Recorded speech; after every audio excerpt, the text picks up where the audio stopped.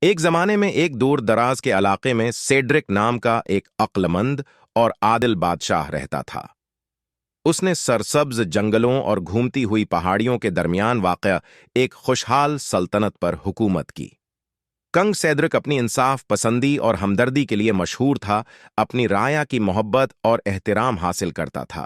اپنے باقاعدہ قد کے باوجود سیڈرک اپنے لوگوں کے درمیان چلنے، ان کے تحفظات سننے اور ان کی ضروریات کو پورا کرنے کے لیے جانا جاتا تھا۔ وہ اتحاد کی علامت تھا جس نے ایک متنوع مملکت کو امن اور خوشحالی کے جھنڈے تلے اکٹھا کیا۔ سیڈرک کی حکمت پڑوسی حکمرانوں کی طرف سے طلب کی گئی تھی، جو اکثر مصیبت کے وقت اس کے مشورہ کے لیے آتے تھے۔ ان کی گہری ذہانت اور سفارتی مہارت نے انہیں وسیع دنیا میں ایک قابل احترام شخصیت بنا دیا۔